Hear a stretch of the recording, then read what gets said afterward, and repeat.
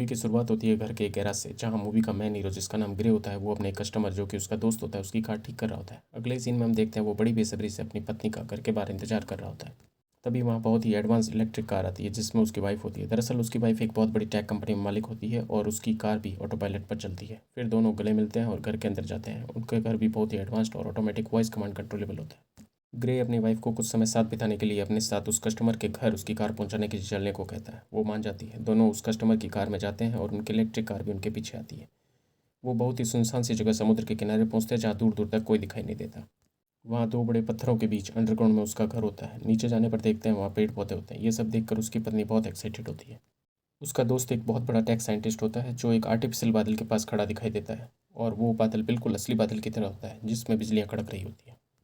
अपनी वाइफ और दोस्त को आपस में इंट्रोड्यूस करता है। फिर उसका दोस्त उसके नए इन्वेंशन जो कि एडवांस्ड माइक्रोचिप होती है उसे दिखाता है। वो साइंटिस्ट बताता है कि इस चिप की मदद से किसी भी पैरालाइज इंसान को बिल्कुल ठीक किया जा सकता है। ग्रे को इन चीज़ों में कोई इंटरेस्ट नहीं होता। उसकी वाइफ बहुत इंप्रेस होती है। फिर वो दोनों अपनी इलेक्ट्रिक कार में घर जा रहे होते हैं। दोनों में रोमांस होता है क्योंकि कार ऑटो पायलट मोड पर चल रही होती है। तभी ग्रे नोटिस करता है कि उसकी कार दूसरा रास्ता ले लेती है जो कि उनके घर के रास्ते से बिल्कुल अलग होता है। फिर वो दोनों कार को रास्ता चेंज करने का कमांड देते हैं लेकिन कार कंट्रोल से बाहर हो जाती है और उसकी स्पीड भी बढ़ जाती है। उसकी वाइफ भी ये सब देखकर शॉक रह जाती है। कार कुछ दूर जाकर एक स्लम एरिया के पास पलट जाती है। दोनों कार में उल्टे लटक जाते हैं। तभी पीछे से एक कार आकर रुकती है जिसमें कुछ लोग बाहर निकलते हैं। वो लोग ग्रे और उसकी वाइफ को घसीट कर बाहर निकालते हैं और उनमें से एक आदमी जो उन सबका लीडर होता है उसकी वाइफ को पकड़कर नफरत भरी निगाहों से देखता है और उससे कुछ कहकर शूट कर देता है। ग्रे उसे बचाने की खूब कोशिश करता है लेकिन वो बेबस होता है। फिर वह आदमी ग्रे की कमर पर एक स्पेशल गन से शूट करता है और वो लोग वहाँ से चले जाते हैं। ग्रे अपनी वाइफ को बोलता है तुम डरो मत, मैं तुम्हें कुछ नहीं होने दूंगा, लेकिन उसकी वाइफ अपनी आखिरी सांसें लेते हुए दम तोड़ देती है। ग्रे भी बेहोश हो जाता है। बाद में वहाँ पुलिस की कार आती है और अगले सीन में ग्रे को हॉस्पिटल में इलाज होते हुए दिखाया जाता है जहाँ उसकी माँ भी होती है। 3 महीने बाद का सीन दिखाया जाता है जिसमें ग्रे अपनी व्हील चेयर पर अपने घर में होता है और पूरी तरह पैरालिसिस हो चुका होता है। उसका शरीर अब कुछ नहीं कर सकता। उसकी माँ उसकी देखभाल करती है। एक सीन में इसकी माँ शरीर को पहुँच रही होती है और ग्रे को उल्टी आ जाती है। एक दिन उसकी माँ उसकी दाढ़ी कर रही होती है जितने में ग्रे व्हील चेयर पर बेबस बैठा दिखाई देता है। अचानक ग्रे इमोशनल हो जाता है। उसकी माँ उससे समझाती है। अगले सीन में हम देखते हैं ग्रे की माँ उसे एक पुलिस ऑफिसर से मिलवाने ले जाती है जो कि उसकी वाइफ के मर्डर केस पर काम कर रही होती है। फिर वो उसे पुलिस स्टेशन के अंदर ले जाती है जहाँ ग्रे उससे पूछता है कि कातिलों का पता चला या नहीं, लेकिन उसे कोई सेटिस्फेक्शन वाला जवाब नहीं मिलता है। अगले सीन में ग्रे को अपने घर में व्हील चेयर पर दिखाया जाता है जो बहुत निराश दिखाई देता है और मरने के इरादे से एक रोबोटिक मशीन को उसे दवाई इंजेक्ट करने के लिए बार बार कमांड देता है। इससे वह बीमार होकर फिर से हॉस्पिटल पहुंच जाता है। वह कुछ सोच रहा होता है तभी उसका साइंटिस्ट दोस्त वहां आता है और वो ग्रे को अपनी इन्वेंट की हुई चिप के सारे ठीक करने का ऑफर देता है। ग्रे उसकी बात मान लेता है।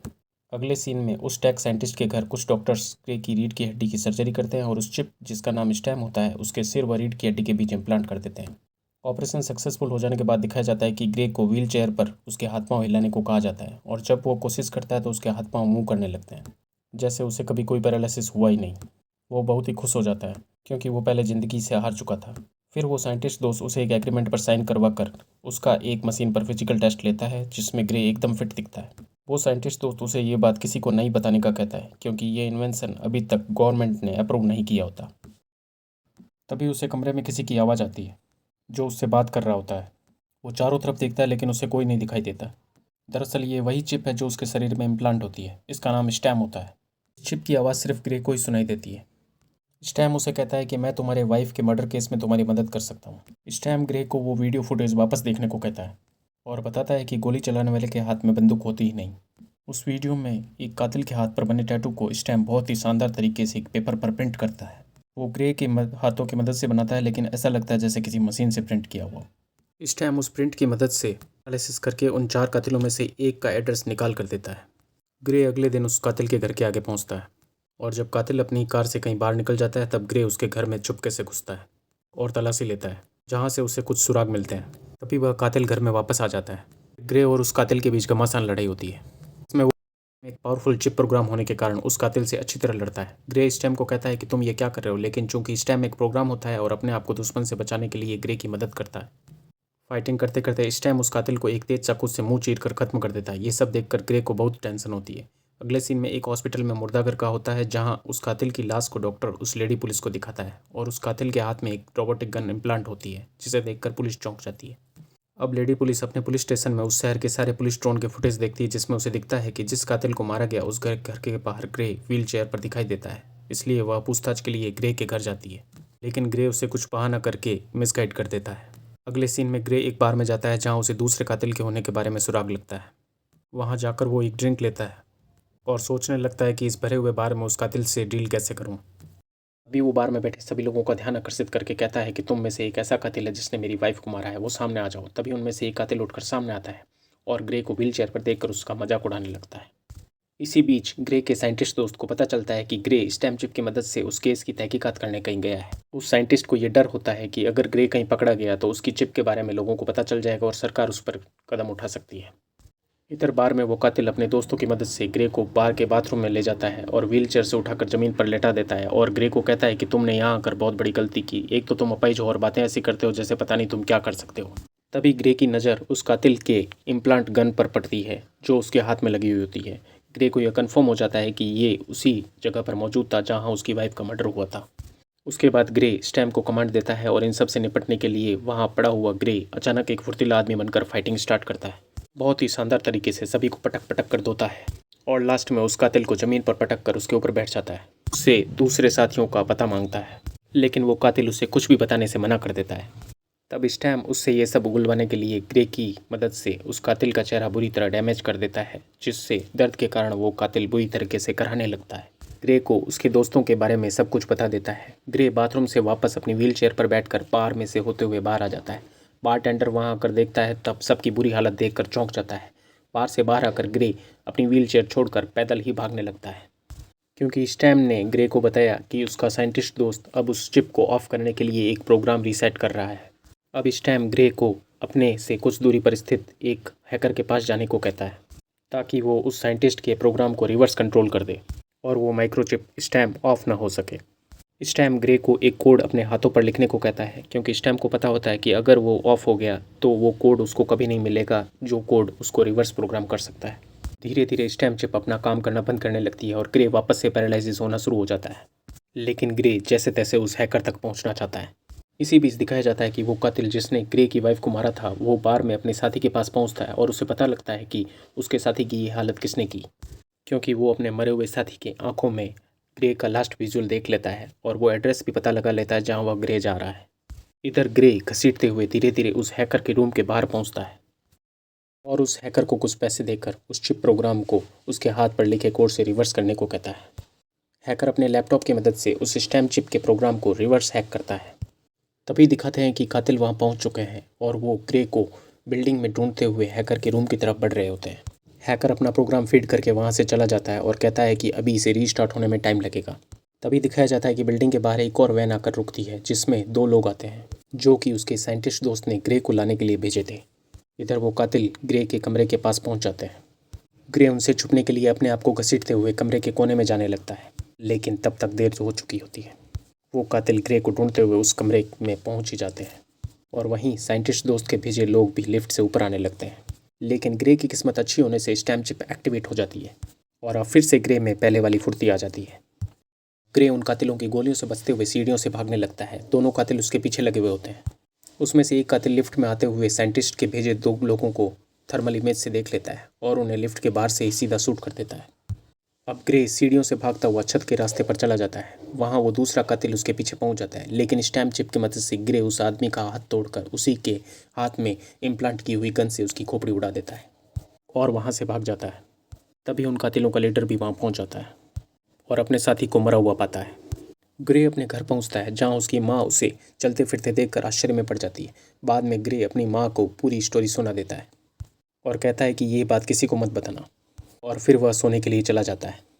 अचानक कुछ देर बाद उसकी नींद खुलती है और उसे भ्रम होता है कि उसकी पत्नी उसके सामने होती है। इसी बीच वो लेडी पुलिस ग्रे के पास फिर से पूछताछ के लिए आती है। ग्रे की व्हीलचेयर उस बार के बाहर मिलती है जहाँ पे उसने दूसरे कातिल को मारा था लेकिन ग्रे इस बार फिर से उसकी बात टाल देता है और लेडी पुलिस वहाँ से चली जाती है लेकिन उसे शक हो जाता है। अब स्टैम्प चिप ग्रे को उनके कातिलों को पकड़ने के लिए चलने को कहता है। इधर वो लेडी पुलिस ग्रे के घर के बाहर माइक्रोफोन की मदद से उसके और उसकी माँ की बातें सुन रही होती है। तभी वो देखती है ग्रे अपनी कार लेकर बाहर निकलता है। लेडी पुलिस ग्रे का पीछा करती है। अब ग्रे को भी पता चल जाता है कि लेडी पुलिस उसका पीछा कर रही है। वो गाड़ी को भगाता है। ग्रे स्टैम्प चिप को अपनी मदद करने को कहता है लेकिन स्टैम्प उसकी कोई मदद नहीं कर सकता क्योंकि लेडी पुलिस के पास एक मैनुअल कार होती है। फिर ग्रे अपनी कार को तेजी से भगाकर लेडी पुलिस से बचाने की कोशिश कर ही रहा होता है। तभी स्टैम एक अमीर आदमी की ऑटो इलेक्ट्रिक कार को उसी हाईवे पर ट्रेस कर लेता है। अब स्टैम उस इलेक्ट्रिक कार को कंट्रोल में लेकर लेडी पुलिस की कार की तरफ ले जाने लगता है और ग्रे का पीछा करती हुई लेडी पुलिस की कार को टक्कर मार देता है। इससे ग्रे वहाँ से निकल जाता है। अब वो लेडी पुलिस सीधा ग्रे की माँ के पास जाती है और सारी बात पता कर लेती है। और अगले सीन में ग्रे को उस कातिल के घर दिखाया जाता है, जहाँ वो उस कातिल से जानना चाहता है कि आखिर उसने उसकी वाइफ को मारा क्यों और उसकी ये हालत क्यों की। लेकिन वो कातिल कहता है कि ये मैंने जानबूझकर नहीं किया, इसके लिए मुझे किसी ने कहा था। बातें करते करते दोनों के बीच में फाइटिंग स्टार्ट हो जाती है, जहाँ वो कातिल ग्रे के हर मूव का जवाब बड़ी सफाई से देता है। उस कातिल से लड़ने में स्टैम भी उसकी कोई खास मदद नहीं कर पा रहा होता, क्योंकि वो कातिल भी आधा रोबोटिक था। फाइटिंग करते करते ग्रे लगभग हार ही चुका था और कातिल उसे गोली मारने ही वाला था। जितने में ही ग्रे उस कातिल को अपने भाई की याद दिलाकर इमोशनल कर देता है और फिर मौका पाकर उस कातिल को उठाकर पटक देता है और उसे बेरहमी से मार देता है। अब ग्रे उस साइंटिस्ट दोस्त की तरफ बढ़ रहा होता है, क्योंकि उसे ये पता चल गया होता है कि इन सब के पीछे उसी का हाथ है। उसी दोस्त को भी पता होता है कि ग्रे यहाँ आ रहा है। वो साइंटिस्ट अपने दो लोगों को पहले से ही उसे रोकने के लिए तैयार रखता है, लेकिन ग्रे बहुत गुस्से में आता है और उन दोनों को मारकर सीधा अपने दोस्त की तरफ बढ़ता है और उसे पूछता है, तुमने ऐसा क्यों किया? तब उसका दोस्त कहता है कि ये मैंने नहीं किया, मैं सिर्फ स्टैम्प चिप पर एक्सपेरिमेंट कर रहा था। तभी लेडी पुलिस ग्रे के पीछे आ जाती है और उसे ज़मीन पर लेटने के लिए कहती है। लेडी पुलिस ग्रे को अरेस्ट करने के लिए आगे बढ़ती है, तभी स्टैम एक्टिवेट होकर लेडी पुलिस को उठाकर ज़मीन पर पटक देता है और उसका गला दबाने लगता है। अब ग्रे ये नहीं चाहता कि वह किसी को मारे, लेकिन स्टैम अब उसका कमांड नहीं सुन रहा होता। ग्रे फिर भी अपने दिमाग को कंट्रोल करते हुए लेडी पुलिस पर से हाथ हटा लेता है और अपने आप को रोकने के लिए अपने हाथ पर ही चाकू मार देता है। लेकिन स्टैम रीप्रोग्राम होने के कारण अब उसके कंट्रोल से बाहर जाने लगता है और फिर से लेडी पुलिस पर हमला कर देता है। ग्रे उस लेडी पुलिस को खुद को शॉक देने का कहता है कि वो उसकी पकड़ से छूट सके। लेडी पुलिस ग्रे को इलेक्ट्रिक शॉक देती है, जिससे वह नीचे गिर जाता है। अब उसका साइंटिस्ट दोस्त उसके सामने गन लेकर आ जाता है और ग्रे को बताता है कि वो सारे कमांड उसने नहीं दिए, ये सब कंट्रोल स्टैम का ही था, ये सब आइडिया स्टैम का ही था। ग्रे की वाइफ को मारने और ग्रे को पैरालाइज करने का प्लान भी स्टैम का ही था, ताकि वो ग्रे के शरीर में फिट होकर वो सारे काम कर सके जो चिप अकेले नहीं कर सकती। सब सुनकर ग्रे अपने दोस्त को उसे शूट करने के लिए कहता है, लेकिन तभी स्टैम एक्टिवेट हो जाता है और ग्रे को कंट्रोल में लेकर उसके दोस्त के सिर पर चाकू मार देता है। और अब ग्रे, जो कि स्टैम के पूरी तरह कंट्रोल में है, वो ना चाहते हुए भी उस लेडी पुलिस के पीछे जाता है। ग्रे फिर भी बहुत कोशिश करता है कि वो स्टैम को रोक सके। इसके लिए वो गन को खुद के सिर पर लगा लेता है। वो शूट करने ही वाला होता है, जितने में ही सीन चेंज होता है। अगले सीन में हम देखते हैं कि ग्रे हॉस्पिटल में सोया हुआ होता है और उसके हाथ काम कर रहे होते हैं। वहाँ उसकी वाइफ भी आ जाती है। वो ग्रे को कहती है कि तुम कुछ दिनों से बेहोश थे, हमारा एक्सीडेंट हुआ था। और सीन फिर से चेंज होता है, जिसमें लेडी पुलिस के सामने ग्रे खड़ा होता है, लेकिन अब वो ग्रे नहीं स्टैम होता है। स्टैम लेडी पुलिस से कहता है कि ग्रे ने मुझसे लड़ने की कोशिश में अपना ब्रेन डैमेज कर लिया और स्टैम यही चाहता था। अब ग्रे सपनों की दुनिया में है, वह अपनी वाइफ के साथ है और इस शरीर को पूरा कंट्रोल अब स्टैम के पास है। यह कहकर वो उस लेडी पुलिस को गोली मार देता है और अब अपनी अगली योजना के लिए आगे बढ़ता है। और उधर ग्रे अपनी वाइफ के साथ अपने सपने में बहुत खुश होता है और उसे ये सब कुछ रियल लगने लगता है। इस तरह से इस मूवी का एंड हो जाता है।